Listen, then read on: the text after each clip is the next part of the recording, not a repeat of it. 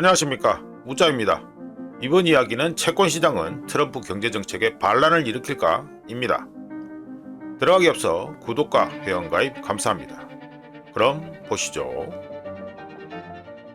매일마다 하는 뉴스 모험에서 소개해드린 것처럼 2025년 1월 8일 미 의회에 간 트럼프는 공화당 의원들을 만난 자리에서 백악관에 들어가자마자 국경장벽과 이민자 추방 등 100개 이상의 행정명령에 사인하겠다는 트럼프 2.0 버전 충격과 공포를 예고했습니다.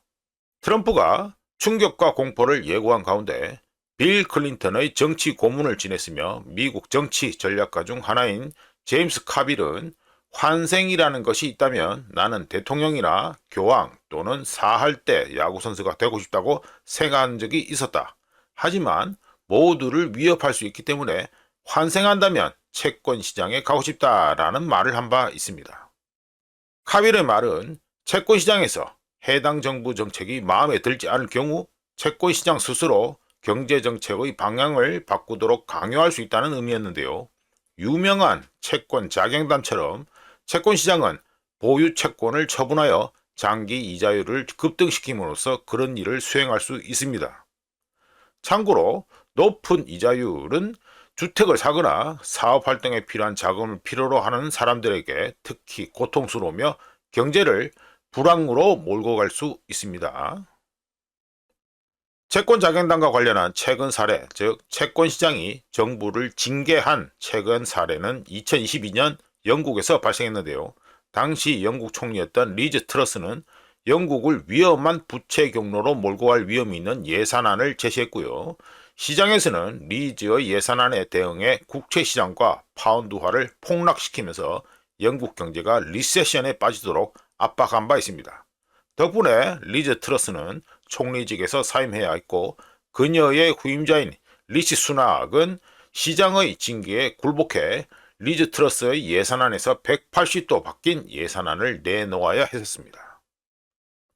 영국 사례는 2025년 1월 20일 취임식을 하면서 출범할 트럼프 2.0에게도 동일하게 대입할 수 있는데요.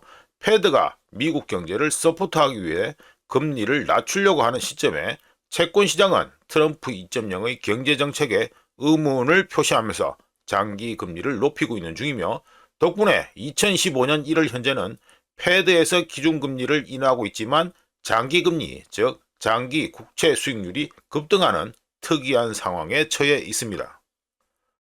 참고로 2024년 미 대선에서 트럼프의 승리가 확실해진 이후 채권시장은 미 국채 10년물 수익률을 3.6%에서 4.7% 이상으로 100bp 이상 급등시킨 상태입니다. 게다가 채권시장에서는 트럼프 2.0의 경제정책으로 인해 인플레이션이 상승할 것으로 예상하고 그에 따른 움직임을 보이고 있는데요. 2024 미 대선에서 트럼프가 내놓은 선거 공약들을 고려할 경우 관세 정책으로만 미국 인플레이션의 1%의 상승 요인이 있고 감세로 인해 예산 적자가 GDP의 6.5%에 달할 것이라는 분석들처럼 채권시장의 움직임을 비합리적이라고 말하기 힘들다고 봅니다. 참고로 미국의 공공부채가 GDP의 100%에 이미 도달했기 때문에 마지막으로 남은 한방 펀치는 지속적인 예산 적자이며 책임있는 예산위원회는 트럼프 감세로 인해 향후 10년 동안 미국의 부채가 7조 3,700억 달러 추가되고 2034년에 미국의 GDP 대비 부채 비율이 140%를 초과할 것이라고 예상한 바 있습니다. 하여간 공공부채의 지속 가능성에 대한 시장의 의문은 채권 자경단의 복귀를 초래할 수밖에 없으며 외국에 있는 채권 보유자들, 국가들이 되겠죠. 외국에 있는 채권 보유자들이 미국 국채를 대규모로 매각할 경우 장기 금리에는 더 많은 상승 압력이 가해질 수밖에 없습니다.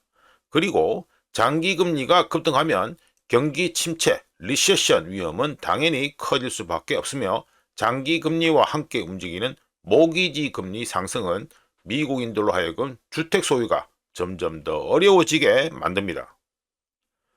이런 가운데 상업용 부동산 부분은 우한폐렴 이후 변화된 근무 환경으로 인해 여전히 심각한 위기 상태에 놓여 있으며 미국 기업 파산은 2010년 이후 가장 높은 수준에 도달했습니다. 요약해보면 2015년 1월 현재 보여지는 위태로운 상태에서 미국채 10년 수익률이 더 상승하면 금융 시스템 중 약한 부분이 붕괴될 수 있으며 이미 예상되던 붕괴라고 하더라도 실제로 이벤트가 발생하면 공식 리세션 가능성은 폭발할 수밖에 없다라고 웃자는 봅니다.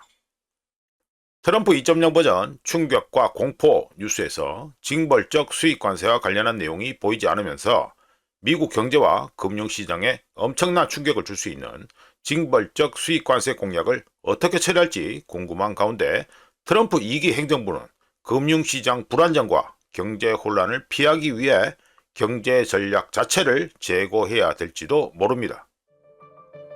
이상 채권시장은 트럼프 경제정책에 반란을 일으킬까라는 제목의 이야기였습니다. 구독과 회원가입 항상 감사합니다. 다른 이야기로 또 찾아뵙겠습니다.